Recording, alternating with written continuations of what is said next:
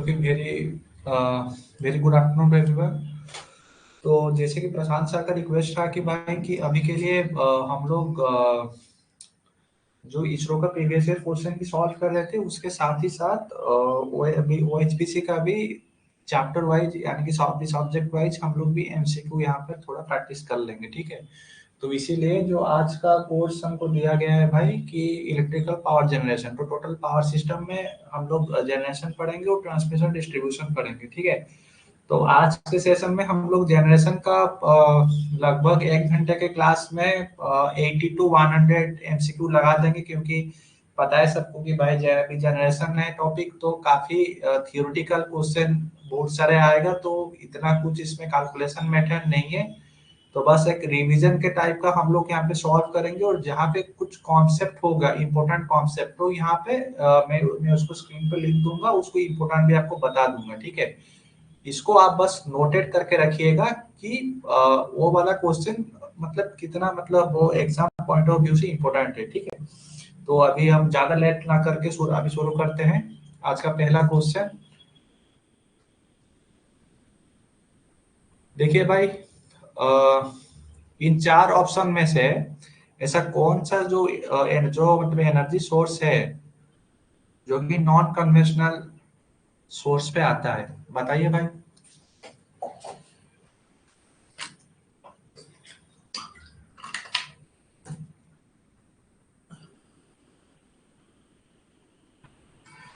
यहाँ पर सबसे पहले ना मैं आपको बता देता हूँ कि भाई कन्वेंशनल सोर्स क्या होता है और नॉन कन्वेंशनल सोर्स क्या होता है, क्योंकि ऑलरेडी इसी सोर्स के क्वेश्चन के ऊपर बहुत सारे आगे भी अभी क्या मतलब नया नया क्वेश्चन आने वाला है। तो एक ही बार में इसका कॉन्सेप्ट जो है इसको हम लोग क्लियर करवा देते हैं, ठीक है। तो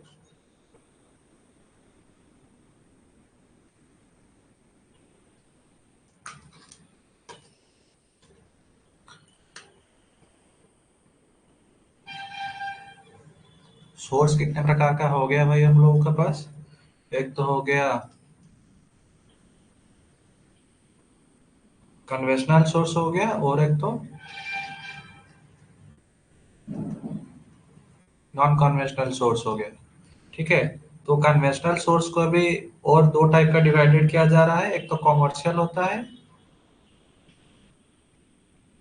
और एक तो होता है नॉन कॉमर्शियल टाइप का रहता है, ठीक है। कॉमर्शियल में क्या क्या आ जाता है भाई, याद रख लीजिएगा। एक तो होता है कोल, दूसरे में आ जाता है पेट्रोलियम, तीसरे में आ जाता है इलेक्ट्रिसिटी, ठीक है। कौन बता रहा है इसका आंसर? सी होगा, सी नहीं भाई, देख लीजिए एक बार, बता रहा हूँ आपको। नॉन कमर्शियल में क्या आएगा पता था भाई, बार बार आप लोग इस पे कंफ्यूजन हो रहे होंगे, इसीलिए इसको नोटेड कर लीजिएगा भाई, राइट ड्रॉग आ जाएगा, ठीक है। नॉन नॉन कन्वेंशनल में सर बायो एनर्जी,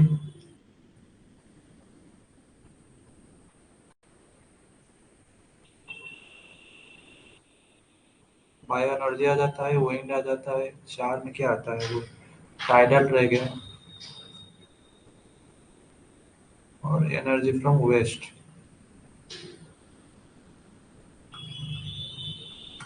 ठीक है।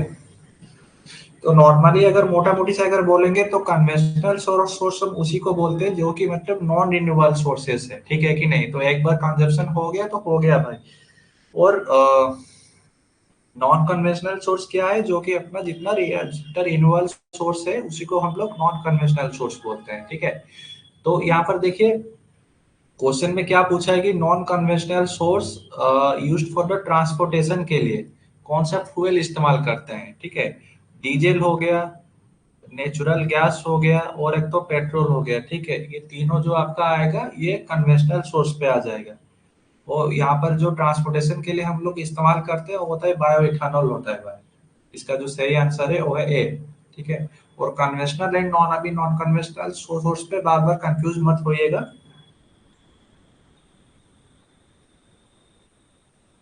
दो नंबर वाला क्वेश्चन देखिए, जो टेबल पे दिया है, टेबल को मैं अभी मैच करने के लिए एक बार आप ट्राई करिए। इलेक्ट्रोकेमिकल सोर्स क्या रहेगा? सोलर एनर्जी और पावर स्टेशन, उसके साथ इलेक्ट्रोमैग्नेटिक इंडक्शन। बताइए भाई।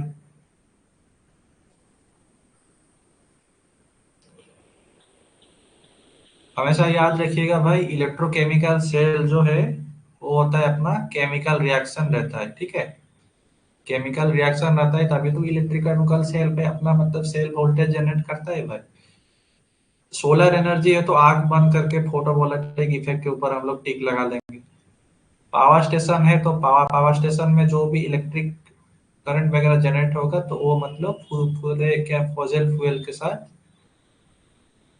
कॉम्बिनेशन कर लिया, ठीक है। उसके साथ इलेक्ट्रोमैग्नेटिक इंडक्शन, ऑब्वियसली बात है ईएमएफ आ जाएगी इसके साथ। तो अभी तो सारा मैचिंग कर लिया, क्या सही आंसर है इसका? फिर भी ए बता रहे हैं, कैसे भाई? इसका जो सही आंसर है वो है सी, आई का डी है। यानी कि इलेक्ट्रोकेमिकल से फोटोवोल्टेइक और सोलर एनर्जी जो है।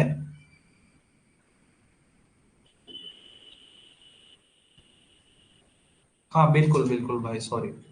इसका जो सही आंसर है वो है ए भाई, ठीक है। थोड़ा और अभी थोड़ा ऑप्शन देखने में हमको मिस्टेक लगी, इसका जो सही आंसर है वो है। हाँ, और एक बात यही था कि भाई कल हम जो आपको बता रहे थे, ये भी जो इसरो वाला जो क्वेश्चन हम लोग मतलब सॉल्व इसके हम सॉल्व कर रहे थे, एक मिनट है, इसको थोड़ा सा कर लेते हैं।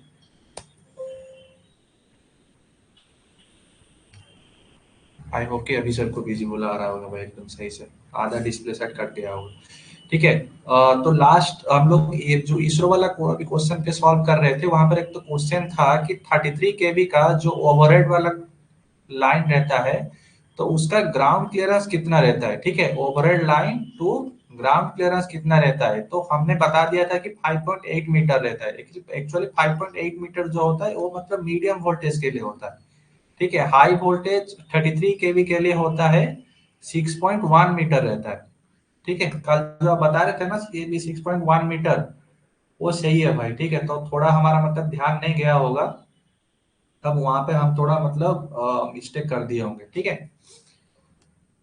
3 नंबर वाला क्वेश्चन देखिए, हम लोगों ने ऑलरेडी डिस्कशन किया भाई। 3 नंबर क्वेश्चन जल्दी जल्दी दीजिए इसका आंसर।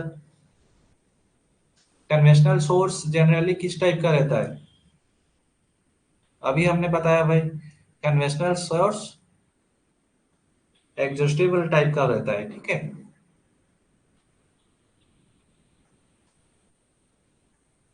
4 नंबर वाला क्वेश्चन देखिए, कौन सा इक्विपमेंट हम लोग इस्तेमाल करते हैं कोल को पल्वराइजिंग करने के लिए, यानी कि कोल को छोटे छोटे पीस में करने के लिए हम लोग कौन से इक्विपमेंट का इस्तेमाल करते हैं? 4 नंबर वाला बताइए क्या आंसर रहेगा इसका सही आंसर। बिल्कुल, इसका जो सही आंसर है वो है बॉल मिल।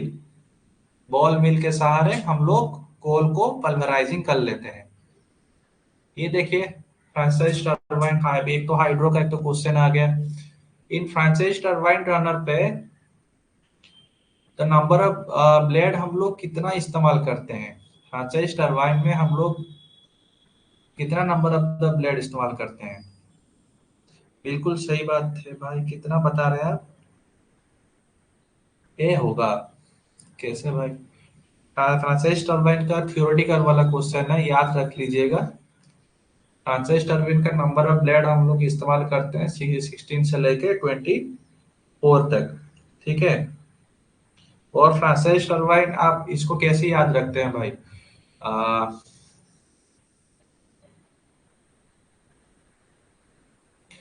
जो हाई हेड के लिए हम लोग इस्तेमाल करते हैं,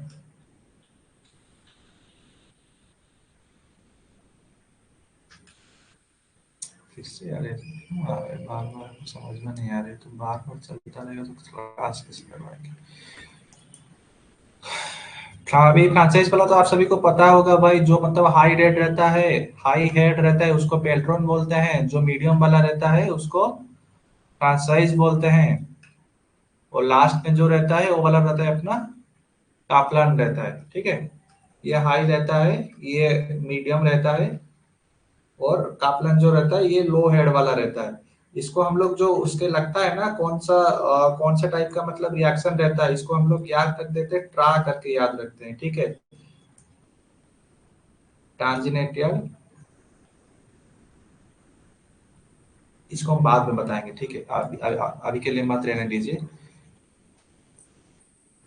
बस अब इतना याद रख लीजिएगा कि भाई कि टरबाइन का टाइप कितने प्रकार का होता है भाई, इस सभी जगह पे पेल्ट्रॉन, फ्रांचाइज एंड काफ्लॉन, ठीक है, काफी इंपॉर्टेंट है। और यहाँ पर जो सही ऑप्शन है इसका 16 टू 24। 6 नंबर वाला क्वेश्चन देखिए भाई, मॉडर्न स्टीम टरबाइन में हम लोग कौन सा टाइप का टरबाइन इस्तेमाल करते हैं भाई इन मॉडर्न स्टीम टरबाइन पे। देखिए ट्राई करने का एक बार कोशिश करिए, 6 नंबर आंसर रहेगा।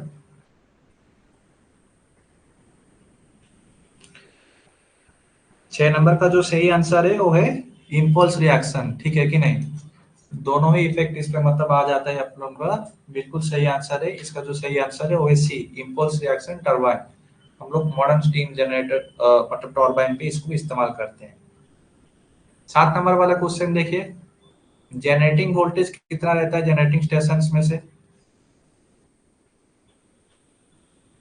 तो यहाँ पर पूछा है कि ये जनरेटिंग स्टेशन से कितना करता है, फिर बाकी तो यहाँ पर फिर ट्रांसमिशन हो जाता है, फिर उसके बाद डिस्ट्रीब्यूशन होता है। कितना आ गया भाई यहाँ पे 11 केवी, बिल्कुल सही बात है, ठीक है। जो जनरेटिंग वोल्टेज रहता है वो होता है अपना 11 केवी।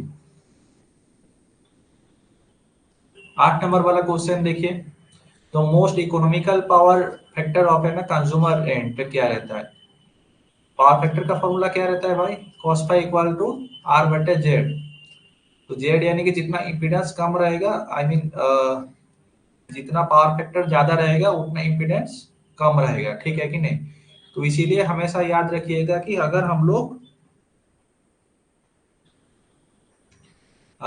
पावर फैक्टर अभी इतना ज्यादा भी ज्यादा रखेंगे और पावर फैक्टर अगर लैगिंग करेगा, ठीक है, तभी हम मान के चलेंगे कि वो तो इकोनॉमिकल पावर फैक्टर है हम लोगों के लिए।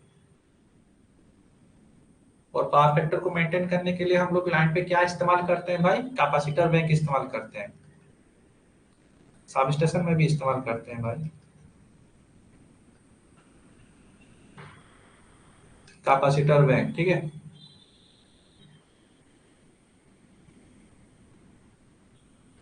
नेक्स्ट क्वेश्चन पे चलते हैं। यहाँ पर पूछ रहा है कि load factor of an power station, load factor का फॉर्मूला क्या रहता है, इंपॉर्टेंट है ये क्वेश्चन। हमने इसमें भी इसरो वाले सेशन में भी ऑलरेडी डिस्कशन किया था। लोड फैक्टर क्या रहता है, एवरेज लोड के बराबर, sorry average load divided by maximum demand. और लोड फैक्टर जो रहता है लेस देन वन ही हमेशा रहता है। ग्रेटर देन वन क्या रहता है, अपना जो रहता है डाइवर्सिटी फैक्टर। डाइवर्सिटी फैक्टर एक ही फैक्टर है जो कि वन से ग्रेटर देन रहता है, नहीं तो बाकी आपका लोड फैक्टर हो गया तो वो जो रहता है अपना लेस देन वन ही रहता है, ठीक है। इसका जो सही आंसर है वो है B, less than unity. 10 number वाला क्वेश्चन पे देखिए, एक थर्मल पावर प्लांट में टरबाइन हम लोग किस जगह पे मतलब उसका पोजीशन क्या रहता है टरबाइन का। थर्मल पावर प्लांट में टरबाइन का क्या पोजीशन रहता है, बॉयलर के पहले रहता है या फिर बॉयलर और जनरेटर के मतलब बीच में रहता है, या फिर आफ्टर जनरेटर रहता है। बिफोर बॉयलर तो कैसे रहेगा भाई, कोई तो प्रेशर वगैरह आएगा ना मैं उसमें। आफ्टर जनरेटर तो एक बार मतलब करंट अभी मतलब इलेक्ट्रिसिटी जनरेट हो गया तो टरबाइन का क्या ही काम रहा भाई, ठीक है। जो इसका सही आंसर है वो है बी, ठीक है। Between the boiler to the generator, boiler से क्या निकलेगा, स्टीम निकलेगा, स्टीम जाके टरबाइन से टकराएगा तो टरबाइन घूमेगा, फिर वो जनरेटर के साथ फिटिंग होगी, इलेक्ट्रिसिटी यहाँ से आप लोग का जनरेशन होगा। 11 नंबर वाला क्वेश्चन देखिए, इसमें से पूछ रहा है कि इनमें से ऐसा कौन सा प्लेस है जहां पर कि न्यूक्लियर पावर प्लांट नहीं है भाई हमारा।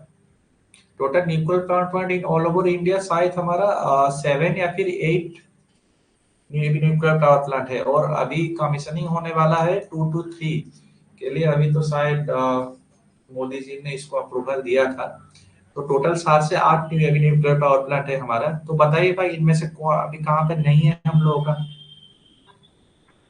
तारापुर में नहीं है? गजब बात है। तारापुर मेन स्टेशन है भाई उसका। ठीक है। तो जो नहीं है जिस जगह पे वो है अपना बेंगलोर। ठीक है। नरोरा में है भाई। नरोरा कहाँ पे आता है भाई? यूपी में आता है। तारापुर कहाँ पे आता है? महाराष्ट्र में आता है भाई। कोटा तो राजस्थान में आता है। और दो तो था हमारा, एक तो याद था हमको काइगा रहता है, जो कि कर्नाटका कर्नाटका में रहता है। ठीक है। ये एक हो गया, दो हो गया, तीन हो गया। और कहाँ पे था? अ, काइगा में था, और एक तो तमिलनाडु में कुछ एक तो था।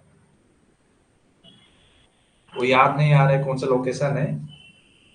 तो टोटल 5 मान के चलिए भाई, 5 से 6 होगा। 7 से 8 में। ठीक है। जो यहाँ पर सही आंसर है वो है बेंगलोर। बेंगलोर में न्यूक्लियर पावर प्लांट नहीं है। 12 नंबर वाला क्वेश्चन देखिए। इन 4 पावर प्लांट में से कौन सा पावर प्लांट है जिसपे कि ऑपरेशन एंड मेंटेनेंस जो होता है काफी कम रेट पे हम लोग का लगता है, कम बजट में हो जाएगा? 12 नंबर क्या रहेगा? बिल्कुल सही बात है, hydro power plant. Hydro power plant का कैपिटल कॉस्ट हमेशा खाली हाई रहता है, बाकी रनिंग कॉस्ट जो होता है इसका वो लो ही रहता है। रनिंग कॉस्ट यानी कि यही ऑपरेशन एंड मेंटेनेंस लो ही रहता है। जो उसका सही आंसर है वो है सी। 13 नंबर वाला क्वेश्चन देखिए।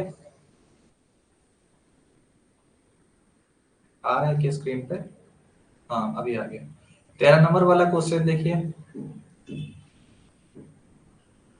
पूछ रहा है कि न्यूक्लियर पावर प्लांट में जो हम लोग ग्राफाइट रॉड इस्तेमाल करते हैं, ठीक है, तो सबसे बड़ी बात ये है कि ग्राफाइट रॉड हम लोग मतलब कौन सा पार्ट में इस्तेमाल करते हैं, मतलब न्यूक्लियर प्लांट का कौन सा पार्ट में इस्तेमाल करते हैं ग्राफाइट को? ग्राफाइट को हम लोग इस्तेमाल करते हैं एज ए मॉडरेटर। ठीक है। मॉडरेटर का काम क्या रहता है भाई? वो ये करता है कि अपना slow down to the speed of the electron. ठीक है। मॉनिटर का यही काम रहता है। टोटल हम लोग दो ही हम लोग मतलब मान के चलते हैं इसको। एक तो ग्राफाइट इस्तेमाल करते हैं एज ए मॉडरेटर, और एक तो होता है हैवी वाटर। ठीक है। हैवी वाटर यानी कि D2O। ठीक है। ये भी इंपॉर्टेंट है। Graphite rod and heavy water को हम लोग एज ए मॉनिटर इस्तेमाल करते हैं। इसका क्या काम करता है भाई? Slow down to the neutron. मैंने यहाँ तक इलेक्ट्रॉन लिख दिया क्या भाई? सॉरी सॉरी यार। तो slow down the speed of the neutron. ठीक है। 14 नंबर वाले क्वेश्चन पे चलते हैं।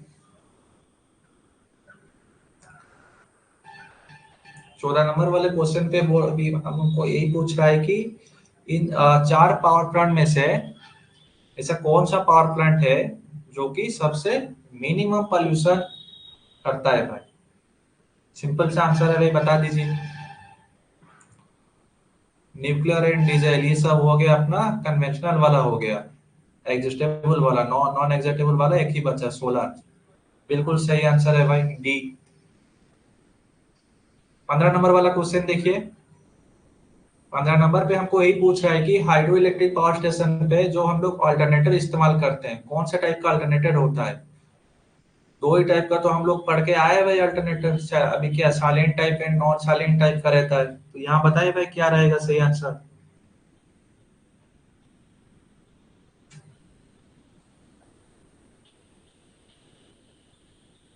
14 नंबर का, सॉरी 15 नंबर का क्या सही आंसर रहेगा? हाइड्रो पावर प्लांट के लिए हम लोग इस्तेमाल करते हैं साइलेंट पोल इस्तेमाल करते हैं। ठीक है। साइलेंट पोल हमारा कितना तो कितना आरपीएम तक चलता है? 50 to 500 आरपीएम तक चलता है, यानी कि थोड़ा लो स्पीड में चलता है इस वाला। ठीक है। लो टू मीडियम स्पीड हम लोग इसको मान के चल सकते हैं। ठीक है। और नॉन साइलेंट टाइप का कहाँ इस्तेमाल होता है, जो कि मतलब उससे भी ज्यादा स्पीड वाला, यानी कि 1500 से लेके 3000 आरपीएम तक। ठीक है, यहाँ पे जो सही आंसर रहेगा वो है बी, साइलेंट पोल टाइप का अल्टरनेटर। स्पीड भी याद रखिएगा भाई, कभी कभी क्वेश्चन पे इसको पूछ लेता है। हाँ, और एक तो बात था कि साइलेंट पोल का डायमीटर कैसा रहता है, डायमीटर एंड एक्सियल लेंथ, ये तीनों पॉइंट इंपॉर्टेंट है। उसका speed, diameter and axial length, एक ही का आप याद रख लीजिए, दूसरे का बस उसका ऑपोजिट ही रहेगा। ठीक है, तो साइलेंट पोल अल्टरनेटर पे इसका जो एक्सियल लेंथ है वो सबसे स्मॉल रहता है, और डायमीटर जो रहता है ये लार्ज रहता है। ठीक है, बस एक ही को आप याद कर लीजिए, उसका ऑपोजिट रहेगा नॉन साइलेंट टाइप। ठीक है, 16 नंबर वाला क्वेश्चन देखिए, अभी हमने इसको डिस्कशन किया। क्वेश्चन में पूछ रहा है कि high red and low discharge, hydro का एक क्वेश्चन है, high head and low discharge type का कौन सा टरबाइन रहता है। बस आप इसको अगर फोकस करेंगे ना, खाली हाई हेड, बस कहानी खत्म। हाई हेड किसका रहता है भाई, 16 नंबर बताइए भाई, अभी हमने बता के आया आपको सभी को। हाई हेड किसका रहता था, पेल्टन व्हील का। ठीक है, हाई व्हील रहता है अपना पेंटल व्हील का। और जो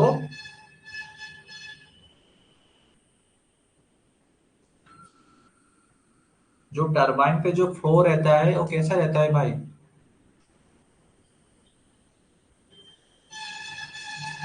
ट्रांजिशियल फ्लो होता है।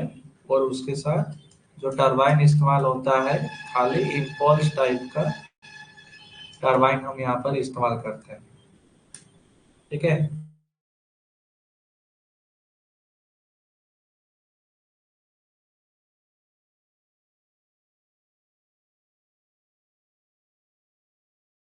16 नंबर का जो सही आंसर है वो है बेल्टॉन।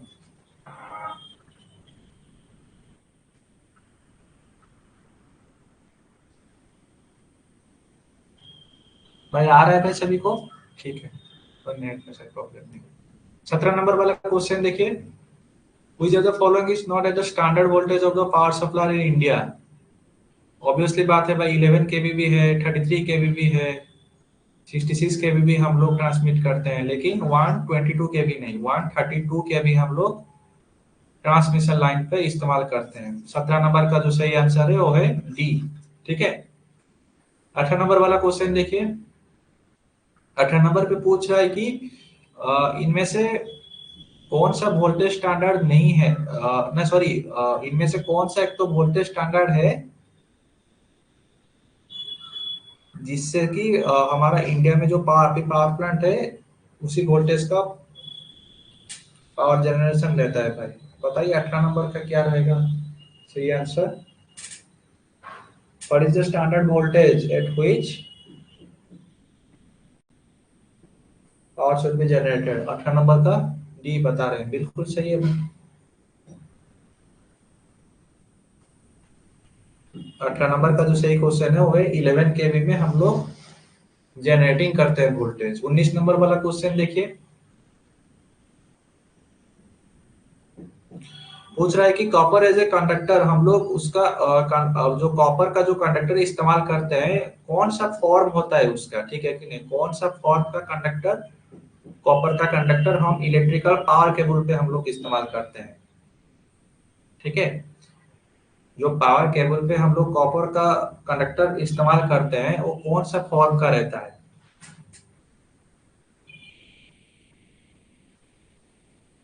19 नंबर, 20 नंबर बताइए भाई। हमेशा याद रखिएगा हम लोग उसका अनिल्ड टाइप का फॉर्म का हम लोग उसको इस्तेमाल करते हैं। 19 नंबर का जो सही आंसर रहेगा वो है डी, ना कि हार्ड ड्रॉप नहीं भाई, कॉपर को हम लोग अनिल टाइप का फॉर्म में इसको इस्तेमाल करते हैं। ठीक है, 20 नंबर वाला क्वेश्चन देखिए।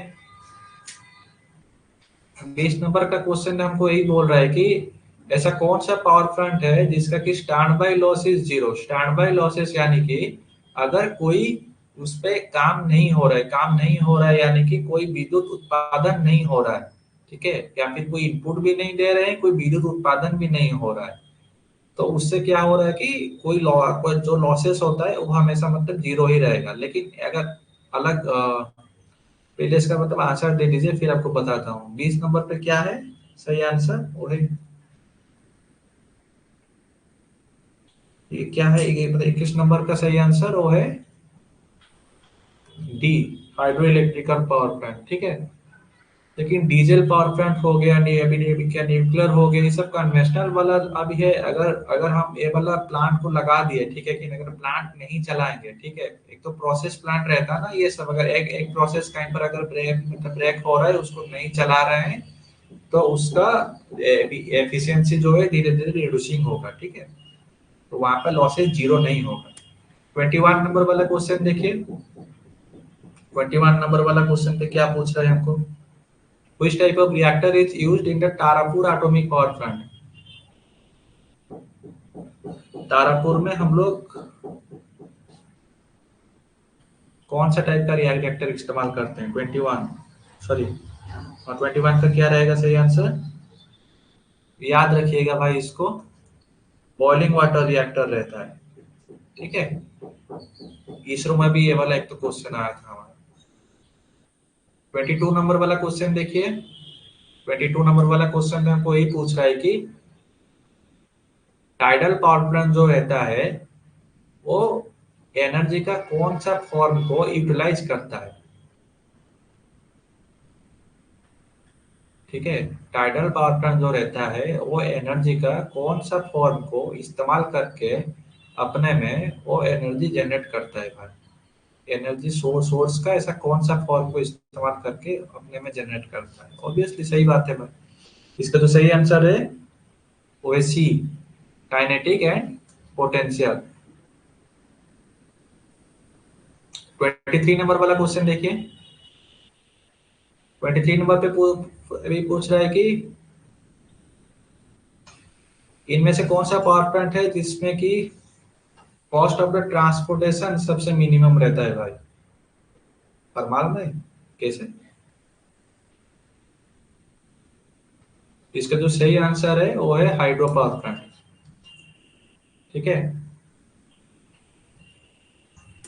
24 नंबर वाला क्वेश्चन देखिए। The fast nuclear power plant was build eight, India में पहला न्यूक्लियर पावर प्लांट कहाँ बना था। 24,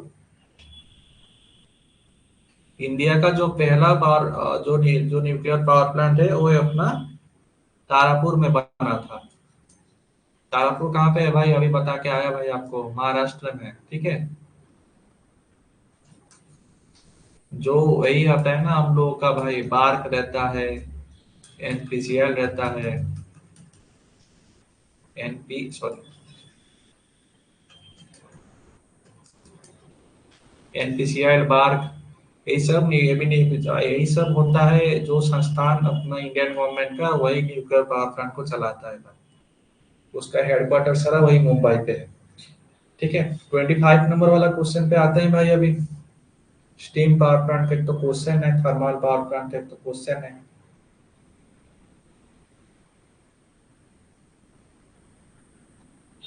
25 का क्या सही आंसर है भाई।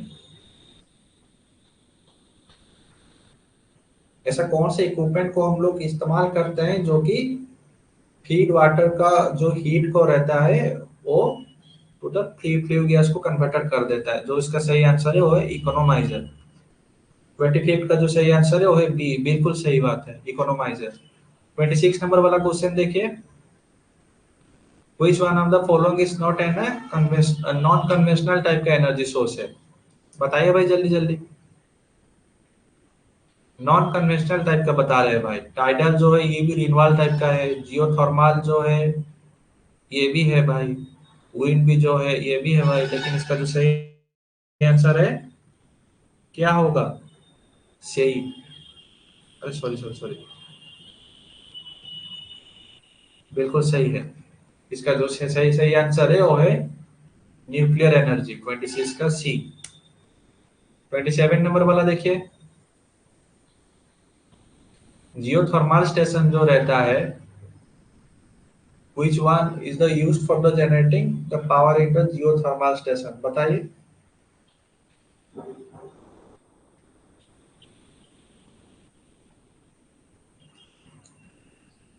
The heat inside the earth, ठीक है कि नहीं, मिट्टी के अंदर जो गर्मी रहता है भाई, उसी को ही हम लोग जियोथर्मल स्टेशन वहां लेके लगवाते हैं भाई। लेकिन काफी पॉपुलर नहीं है भाई, लेकिन बहुत कम जगह में पाया जाता है और काफी रेयर स्टेशन है भाई ये सब। और जियोथर्मल पावर स्टेशन में एक तो पॉजिटिव पॉइंट क्या है, एक तो नॉन पॉल्यूटिंग रहेगा और तो एनवायरमेंट फ्रेंडली भी है भाई, क्योंकि मिट्टी के अंदर ही तो है, बाहर कुछ डस्ट वगैरह आएगा नहीं, कुछ पॉल्यूशन फैलाएगा नहीं बाहर हम लोगों के लिए, ठीक है। और मेंटेनेंस कॉस्ट भी कुछ नहीं रहेगा, क्योंकि प्रकृति हम लोग को दे रहा है भाई हीट, ठीक है। 28 नंबर वाला क्वेश्चन देखिए, अभी तो इसके बारे में हमने बताया भाई। Which of the following is a ना कन्वेंशनल सोर्स, क्या है, सोलर से विंड, सब तो नॉन कन्वेंशनल टाइप का आ गया। 28 नंबर का बोलिए क्या सही आंसर रहेगा।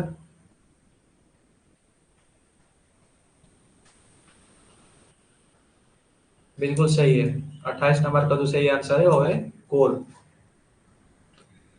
29 नंबर वाला क्वेश्चन पे देखिए, सोलर मॉड्यूल किसको लेके बना रहता है, तो सोलर मॉड्यूल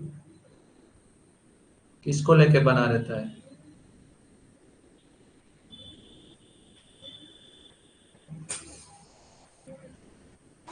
सोलर मॉड्यूल हमेशा याद रखिएगा, बहुत सारा सोलर सेल को मिला के हम लोग सोलर मॉड्यूल बनाते हैं यहाँ पे, ठीक है। इसका जो सही आंसर है वो है बी। 30 नंबर वाला क्वेश्चन देखिए, इनमें से कौन सा मेटल है जो कि हम लोग न्यूक्लियर एनर्जी जनरेशन में इस्तेमाल करते हैं, देखिए भाई।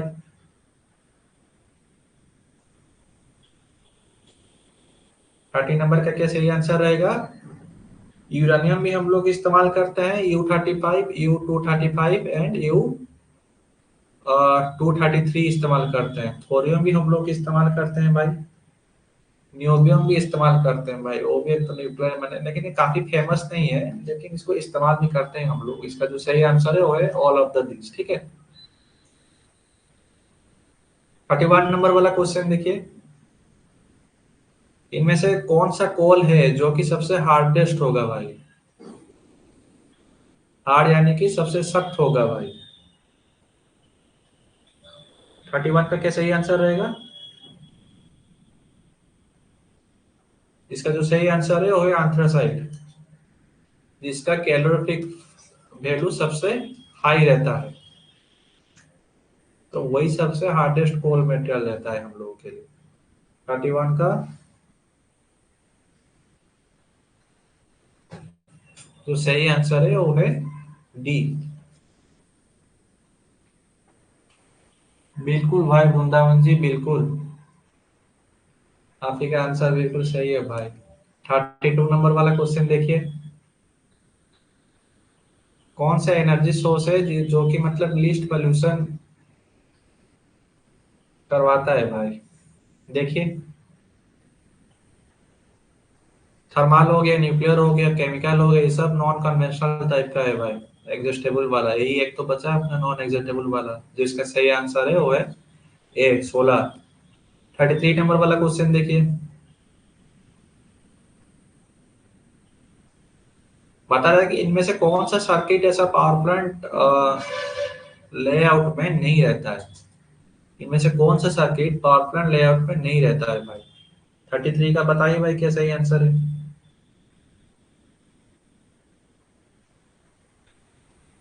33 का जो सही आंसर रहेगा स्टीम फ्लो सर्किट को ऑब्वियसली रहेगा भाई हम लोगों के पास। कूलिंग वाटर कैसे, मतलब एक पावर प्लांट चलेगा तो उसको तो कूलिंग करना तो पड़ेगा भाई, हर एक इक्विपमेंट को, तो कूलिंग वाटर का कैसे सर्किट रहेगा, उसका भी रहेगा, फीड वाटर भी रहेगी इकोनॉमाइजर के लिए। तो जो नहीं होगा वो होता है पावर हाउस सर्किट, ठीक है। पावर प्लांट से एकदम पावर हाउस जो होता है वो एक तो अलग रहता है भाई, ठीक है।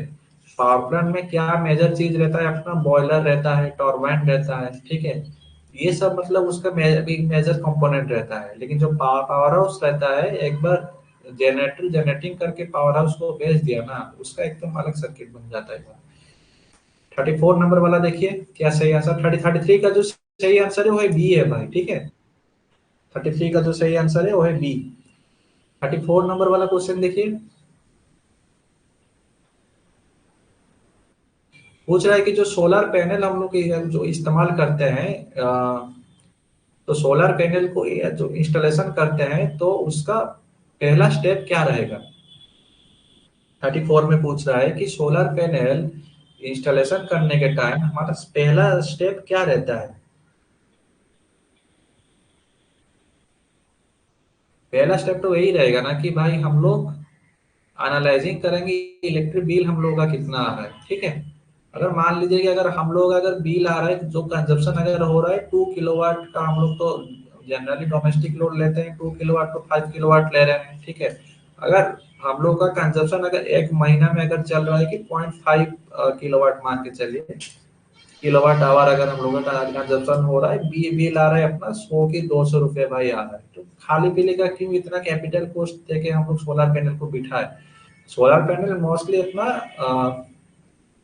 34 का ए बता रहे हैं। 34 का जो सही आंसर रहेगा डी रहेगा, बता तो रहा हूँ भाई। देखिए, तो अगर हम लोग अगर घर का बिल अगर 100 रुपया 200 रुपया आ रहा है, तो ये हम खाली के लिए सोलर सोलर सोलर पैनल क्यों इस्तेमाल करेंगे। सोलर पैनल का जो कॉस्ट तकरीबन आ जाता है भाई 60-70 हजार। अभी तो लाखों के बराबर आ रहा है भाई वो, मतलब सब्सिडी वगैरह को मतलब छोड़ने के बाद, ठीक है। तो इतना कैपिटल कॉस्ट देके क्यों सोलर पैनल बिठाना है। तो जहां से आपका ग्रिड से सप्लाई आ रहा है, जैसे आप आ रहे हैं तो वही 100 200 रुपया लेके बस उसको बिठाते रहिए, ठीक है। 35 नंबर वाला क्वेश्चन देखिए, which is not an a component of the power grid, ठीक है। पावर ग्रिड यानी कि इलेक्ट्रिकल ग्रिड का बात कर रहे हैं भाई। इलेक्ट्रिकल ग्रिड में क्या रहता है, जनरेटिंग प्लांट रहता है भाई, जो डिस्ट्रीब्यूशन लाइन भी रहता है, उसके साथ कंज्यूमर भी रहता है। जो नई कंपोनेंट वो है कूलिंग प्लांट। 35 का जो सही आंसर है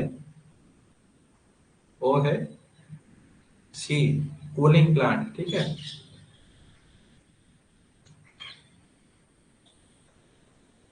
36 नंबर वाला देखिए, जो फिगर हम लोगों के पास है अभी, वो कौन सा टाइप का सोलर पैनल हमको बता रहा है।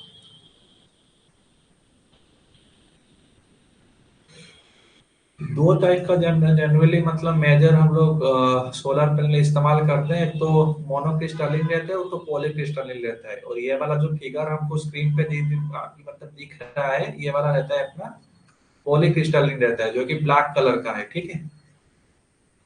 अगर ब्लू कलर का होता है ना, तो उसको हम मोनोक्रिस्टलिन टाइप का सोलर पैनल मान के चलते हैं, ठीक है। 37 नंबर वाला क्वेश्चन देखिए, 37 पे क्या पूछ रहा है। 37 पे पूछ रहा है कि electrical energy to solar energy, solar panel जो कन्वर्सन करता है, कौन सा पार्टिकल ऐसा रहता है जो कि कन्वर्सन करता है। सिंपल सा आंसर है भाई इसका।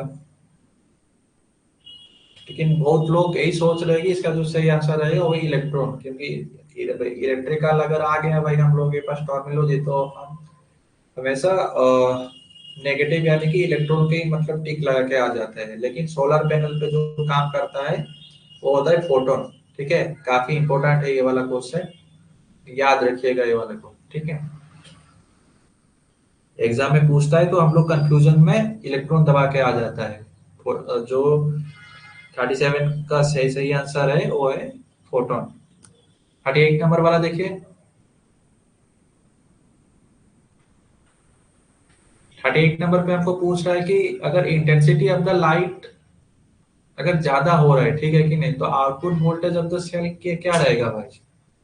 मतलब यही हो रहा है कि अगर जो सोलर सेल जो रहता है, ठीक है कि नहीं, जो सोलर का जो मतलब सेल का सरफेस रहता है, अगर उसके ऊपर जो सूर्य किरण होता है, ठीक है कि नहीं, अगर मतलब बहुत ज्यादा इंटेंसिटी के साथ अगर पड़ रहा है तो आउटपुट वोल्टेज क्या रहेगा, ऑब्वियसली बात है थोड़ा ज्यादा तो रहेगा ना भाई। ज्यादा इंटेंसिटी रहेगा सन का प्रखर का, तो भाई ऑब्वियसली बात है आउटपुट वोल्टेज भी बढ़ेगा। इसका सही आंसर जो है वो है बी। 38 का जो सही आंसर है वो है B. Overall efficiency of the thermal power plant, काफी इंपॉर्टेंट है भाई। थर्मल पावर प्लांट का ओवरऑल एफिशिएंसी रहता है 29%। और कौन से साइकिल पे चलता है, Rankine cycle. Exam point of view से ये दो क्वेश्चन भाई काफी फेवरेट है भाई एग्जामिनर का, ठीक है। तो यहाँ पर जो सही आंसर है वो है ए, लेस देन 30%। 14 नंबर वाला क्वेश्चन देखिए, पूछ रहा है कि एक तो लो हेड जो हाइड्रो इलेक्ट्रिक पावर प्लांट रहता है उसका velocity of the water flow, मतलब कितने तेजी से वाटर फ्लो करता है पेन स्ट्रोक के सहारे। थ्योरेटिकल वाला क्वेश्चन है भाई। लो हेड यानी कि क्या होगा भाई, पूछ रहे हैं हमको कापलान टाइप का। कापलान टाइप का हाइड्रो इलेक्ट्रिक पावर प्लांट है, वहां पे velocity of the water flow कितना पूछ रहा है। लो हेड यानी कि तो थोड़ा तो कम ही रहेगा ना भाई, कितना कम रहेगा। लो हेड यानी कि थोड़ा कम वाटर फ्लो उस पे फ्लो रहेगा, क्योंकि देखियो अगर हाई हेड रहा तो एक तो बड़ा सा मतलब एकदम लंबा सा बड़ा वाला पेन स्ट्रोक रहेगा। अगर मतलब लो हेड है तो छोटा सा ही रहेगा, तो जो वाटर फ्लो होगा उसका जो वेलोसिटी रहेगा वो भी मतलब थोड़ा कम रहेगा। तो उसका जो सही आंसर है वो है ए, 2 मीटर पर सेकेंड। 41 नंबर वाला क्वेश्चन देखिए, पूछ रहा है कि Pelton impulse turbine is best suited. अभी तो हम लोगों ने डिस्कशन किया था भाई, पेल्टन हो गया, फ्रेंचाइज हो गया, उसके बाद कैप्लन हो गया, ठीक है। पीएफके, पेल्टन को हम कहाँ पे इस्तेमाल करते हैं, 41 बताइए। पेल्टन इम्पल्स टरबाइन को हम लोग हाई हेड इलेक्ट्रिक स्टेशन पे हम लोग उसको इस्तेमाल करते हैं, हाई हेड टरबाइन में, ठीक है। 42 नंबर वाला क्वेश्चन देखिए, 42 पे हम लोग को यही पूछ रहा है कि एक तो फ्लैट प्लेट का जो सोलर कलेक्टर रहता है उसके ऊपर एक तो ट्रांसपेरेंट कवर लगा रहता है, ठीक है। तो उसका कवर वो कवर लगाने का क्या मतलब मेन मोटो क्या है, मेन गोल हम लोग का क्या है, क्यों उसके ऊपर हम लोग ट्रांसपेरेंट का कवर चढ़ा देते हैं। 42 का क्या सही आंसर रहेगा बताइए। ट्रांसपेरेंट कवर हम लोग क्यों लगाते हैं बोलिए भाई। इसका जो सही आंसर है वो है डी, ठीक है। एनर्जी लॉसेस को अभी रिड्यूसिंग करने के लिए, और विजिबल लाइट जो है वो भी उसके ऊपर पड़ना चाहिए, जिससे कि क्या आउटपुट वोल्टेज हम लोग का कुछ निकला, ठीक है कि नहीं। इंफ्रारेड रे जो होता है तो थोड़ा बहुत घट जाएगा उस ट्रांसपेरेंट कवर के कारण। और क्या पूछ रहा है, तो ensure the more incoming the radiation energy, obviously बात है भाई। 42 का जो सही आंसर है वो है डी। 43 नंबर वाला क्वेश्चन देखिए, 43 नंबर पे क्या बोल रहा है, पूछ रहा है कि the difference in the height between the high tide and the low tide is known as. High tide and low tide का जो डिफरेंस को हम लोग क्या बोलते हैं।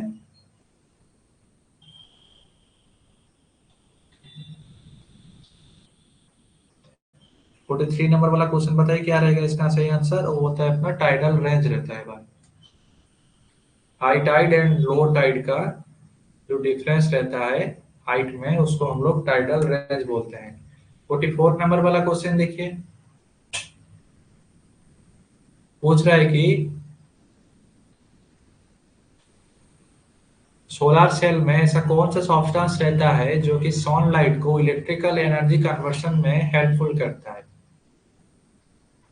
44 का क्या सही आंसर रहेगा, ऑब्वियसली बात है भाई फोटोवोल्टिक सेल रहता है।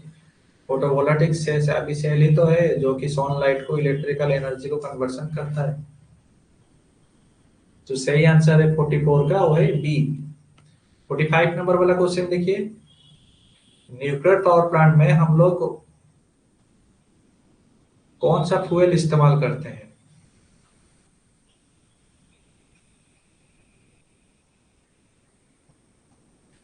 45 नंबर वाला बोलिए क्या होगा? अभी न्यूक्लियर पावर प्लांट का यानी फ्यूल यानी कि जो उसका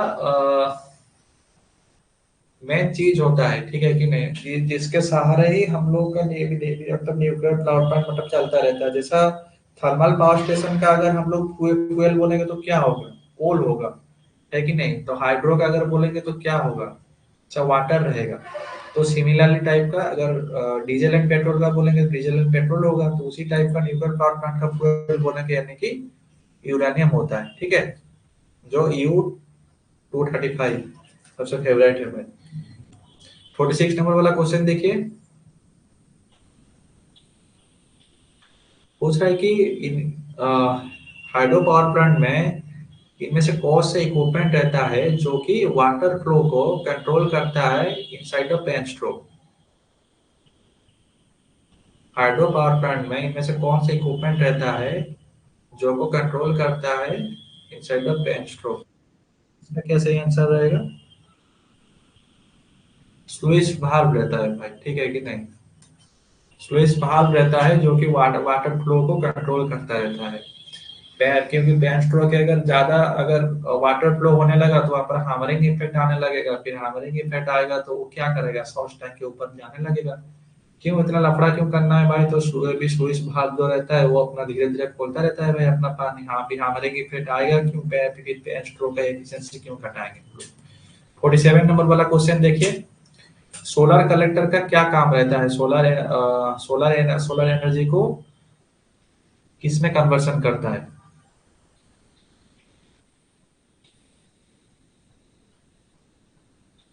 सोलर कनेक्टर का जो काम रहता है वो सोलर एनर्जी को इनटू केमिकल एनर्जी कन्वर्सन करता है। सोलर एनर्जी कन्वर्सन करके क्या करता है? एज ए केमिकल एनर्जी हम लोग उसको बैटरी में स्टोरेज करके रखते हैं ना। तो बैटरी क्या हो गया? केमिकल एनर्जी हो गया। तो 47 का जो सही आंसर है वो है डी, केमिकल एनर्जी। 48 नंबर वाला क्वेश्चन देखिए, स्टीम पावर स्टेशन में बॉयलर का मेन पर्पस क्या रहता है? स्टीम पावर प्लांट में बॉयलर हम लोग किस लिए लगाते हैं भाई? पूरा बेसिक सा सवाल है भाई।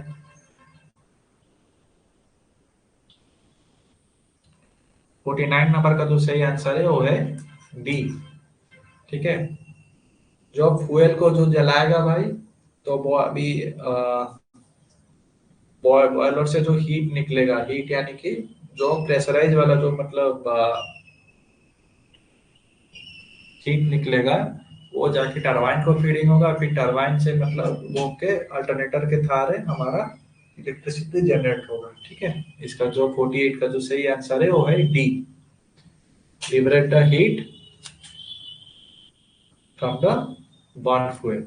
49 नंबर वाला क्वेश्चन देखिए, with reference to the tidal power generation, choose the incorrect statement of following। बताइए भाई इनमें से कौन सा इनकरेंट स्टेटमेंट है?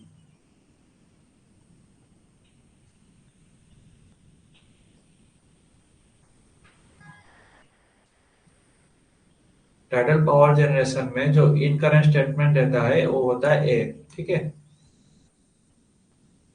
Tidal fans can be installed to avoid the difficulties of the migration of the fish. ऐसा कुछ भी हम लोग वहां पे इस्तेमाल नहीं करते हैं। टाइडल टाइडल फैंसिंग यानी कि तो वाल जैसा हम लोग लगाते हैं, ठीक है कि नहीं? तो क्योंकि हम वाल इसीलिए नहीं लगाते हैं कि वो फिश जो है भाई वो अंदर आ जाए भाई हम लोग के अंदर, पावर प्लांट के अंदर। 15 नंबर पे क्या बोल रहा है? जो सोलर पैनल हम इस्तेमाल करते हैं, तो कौन सा प्लेट ऐसा होता है जो कि इलेक्ट्रिसिटी जनरेशन करता है? 50 का क्या सही आंसर रहेगा? फोटोवोल्टिक सेल रहता है भाई, ठीक है। फोटोवोल्टिक सेल यानी कि प्लेट रहता है जो कि इलेक्ट्रिसिटी जनरेशन करता है। 51 नंबर वाला क्वेश्चन देखिए, जो वाटर हीटर का जो गीजर रहता है उसके अंदर जो थर्मोस्टेट रहता है वो कितना टेम्परेचर मेंटेन करता रहता है? देखिए 51 का सही आंसर रहेगा थर्मोस्टेट यानी कि एक तो रेगुलेटर रहता है भाई, ठीक है कि नहीं? अब मान लीजिए तो ये वाला एक तो हीटर हो गया, तो हीटर से पहले एसी सप्लाई के साथ तो सीधा तो मतलब हीटर चलेगा, लेकिन उससे पहले हम लोग एक तो थर्मोस्टेट लगा लेते हैं, जो तो रेगुलेटिंग रहता है, जिसमें जितना टेम्परेचर सेटअप करेंगे उतना टेम्परेचर का हीटर उसको हीट कर देगा। ठीक है, थर्मोस्टेट का यही काम रहता है। तो 51 का जो सही आंसर रहेगा क्या होगा? 32 टू 88 डिग्री सेल्सियस। ठीक है, इतने डिग्री तक हम थर्मोस्टेट पे सेटिंग कर सकते हैं। 52 नंबर वाला क्वेश्चन देखिए, पूछ रहा है कि the solar power tower has a central receiver at the top of the tower to receive the concentrated solar energy reflected by. बिल्कुल सही बात है भाई, बोलिए क्या आ गया इसका सही आंसर?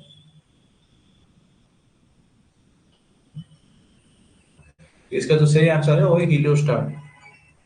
याद रख लीजिएगा भाई, जो जो एक इम्पोर्टेंट इम्पोर्टेंट पॉइंट आ रहा है ना, हीलियोस्टाट को हम लोग रिसीवर हम लोग इस्तेमाल करते हैं as a central receiver at the top of the tower, जिससे क्या होगा कि कॉन्सेंट्रेटेड रहेगा हमारा सोलर सेल के ऊपर, तो जिससे क्या होगा, कंसंट्रेटेड एनर्जी जो होगा वो काफी अच्छे से जनरेशन होगा। तो इसका जो सही आंसर है वो है हीलियोस्टाट। 53 नंबर वाला क्वेश्चन देखिए, क्या पूछ रहे हैं हमको? पूछ रहा है कि हाइड्रो इलेक्ट्रिक प्लावी क्या प्लांट पे अगर ज्यादा पानी हो गया, ठीक है, या फिर ज्यादा पानी हो गया या फिर मतलब फ्लड का अगर सिचुएशन अगर जनरेट हो रहा है, तो हम लोग कौन सा पार्ट से जो एक्सेस वाटर होता है उसको सब छोड़ देते हैं? होता है ना, मतलब जो डैम वगैरह में जो हम बोलते हैं कि मतलब अभी गेट खुल रहा है या फिर थोड़ा बहुत पानी वो लोग मतलब वो साइड जो मतलब साइड का जो नाला जैसा नहीं रहता है भाई, ठीक है, मतलब हम अगर ऐसा बोलेंगे तो ये वाला तो गेट हो गया, ठीक है, ये डैम मतलब ये अपना डैम हो गया जो मेन सोर्स है। फिर बाकी यहाँ से एक तो दो तीन नाला टाइप का रहता है और यहाँ पर सब वाटर रहता है। अगर ज्यादा वाटर हो गया तो डैम के साथ तो छोड़ेगा, अगर एक्सेस वाटर हो रहा है तो इस वाले जो इक्विपमेंट रहता है जहाँ से पानी नीचे आ जाता है, थोड़ा बहुत जो एक्सेस वाटर रहता है जिसको बोलते हैं हम लोग स्पीलवे। 53 नंबर का जो सही आंसर है वो है स्पीलवे। 54 नंबर वाला क्वेश्चन देखिए, क्या पूछ रहा है यहाँ पे? Which of the following four is the shield for radioactive fission in a nuclear power plant? बिल्कुल सही बात है भाई, न्यूक्लियर पावर प्लांट में अभी रेडियो एक्टिव फ्यूजन यानी कि कौन करता है भाई? ऑब्वियसली बात है, उसका जो हार्ट है यानी कि न्यूक्लियर रिएक्टर। न्यूक्लियर रिएक्टर रहता है जो कि रेडियो एक्टिव फ्यूजन में उसको हेल्पफुल करता है, और heart of the nuclear plant भी उसको बोलते हैं। 55 नंबर वाला क्वेश्चन देखिए, उसमें यही पूछ रहा है कि the total demand in a month is divided by the number of the days, और टाइम पीरियड को क्या बोलेंगे भाई? ठीक है, ओके। तो यहाँ पर पूछ रहा है कि एक मंथ में अगर मान लीजिए कि अभी डिमांड हम लोग के पास आ रहा है 560 मेगावाट, ठीक है, और पूछ रहा है कि divided by the number of the days, कितना डेज के लिए कर रहा है? 30 डेज के लिए मान रहा है, ठीक है। तो maximum demand divided by total number of the days, कौन सा होगा भाई? अभी तो हम लोगों ने पढ़ के आया था भाई ये वाला चीजें।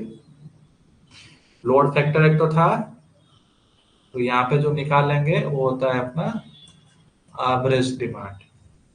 इसका जो सही आंसर है वो है एवरेज डिमांड। एवरेज डिमांड का कैसा फॉर्मूला रहता है? वही हम लोग लोड पावर फैक्टर जब हम लोगों ने पढ़ा ना, average load divided by maximum demand, तो यहाँ पर एवरेज डिमांड अगर निकालेंगे, सॉरी एवरेज लोड अगर निकालेंगे तो क्या हो जाएगा भाई हम लोगों के पास?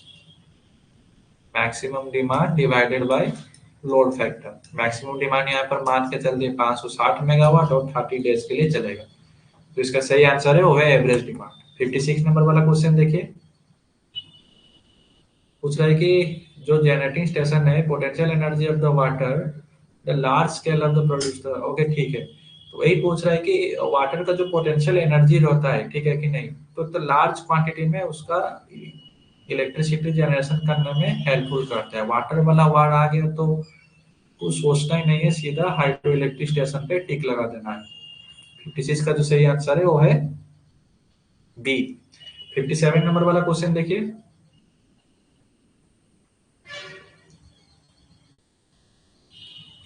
पूछ रहा है कि which type of solar power plant, जो कि ग्रिड ग्रिड के साथ उसका कुछ भी कनेक्टिविटी नहीं रहता है, डायरेक्ट होता है या फिर इनडायरेक्ट होता है, ग्रिड के साथ कुछ कनेक्टिविटी नहीं है, बस वो जो भी प्लांट होता है या फिर घर होता है अपना सोलर पावर प्लांट में ही खाली चलता रहेगा। तो ऐसा कौन सा पावर प्लांट रहता है हम लोगों के पास, तो वो वाला सोलर पावर प्लांट को हम लोग क्या बोलते हैं? ऑब्वियसली बात है, अगर हम लोग डायरेक्टली या फिर इनडायरेक्टली ग्रिड के सिस्टम के साथ जुड़े नहीं है या फिर कनेक्टेड नहीं है, तो हमको क्या बोला जाएगा भाई? स्टैंड एलोन बोला जाएगा ना। हम लोग तो अकेला अकेला अपना सोलर पावर प्लांट को मतलब रन कर ले रहे हैं। 58 नंबर वाला देखिए, और दो दो क्वेश्चन भी सॉल्व करके इसको क्लोज कर लेते हैं, ठीक है। इसको बोल रहे हैं कि the highest level of the maximum electricity demand in a particular period, ठीक है। एक महीना का पर्टिकुलर पीरियड है, जो एनर्जी कंजप्शन आ रहा होगा ना, ऐसे ऐसे आ रहा होगा, ठीक है। अगर जो पीक पॉइंट जो होगा, महीने यानी कि 1 2 3 4, जैसे रिपोर्ट आता है हम लोगों के पास, एक तारीख को हमारा 30 मेगावाट का कंजप्शन हुआ, 2 तारीख को 50 मेगावाट, 60 मेगावाट, 70 मेगावाट, 90 मेगावाट, ठीक है। तो यहाँ पर जो हाईएस्ट आया हम लोगों के पास, तो एक महीने में मान लीजिए 8 तारीख को सबसे हाईएस्ट पावर हमका अभी मतलब डिमांड हुआ हम लोगों का कितना, 90 मेगावाट, ठीक है। तो ये वाला जो पीक पॉइंट है उसी को ही हम लोग बोलते हैं क्या, 58 का क्या सही आंसर रहेगा? मैक्सिमम डिमांड, ठीक है। एक महीने में जो पीक पॉइंट रहता है, जो हाईएस्ट लेवल रहता है, उसी को ही हम लोग बोलते हैं मैक्सिमम डिमांड। 59 नंबर वाला क्वेश्चन देखिए क्या पूछ रहा है हम लोग को। Which of the following power plant is the minimum operating cost? अभी तो हम लोगों ने बात किया था भाई, हाइड्रो इलेक्ट्रिक पावर प्लांट का इनिशियल कॉस्ट जो रहता है वो हाई रहता है, लेकिन ऑपरेशनल कॉस्ट जो रहता है ये लो ही रहता है। जो इसका सही आंसर है वो है बी। सेशन का लास्ट क्वेश्चन भाई आज का। Which of the following is not a part of the steam power plant? Steam power plant का इन चारों ऑप्शन में से कौन सा पार्ट नहीं है भाई, बताइए। इकोनोमाइजर तो रहेगा भाई, फेड वाटर को फेड करने के लिए। बॉयलर तो ऑब्वियसली रहेगा। सुपर हीटर भी रहेगा। वाटर टर्बाइन का क्या काम है भाई यहाँ पे? वहां पर तो हीट लेके इसको कर रहा है ना भाई, ठीक है।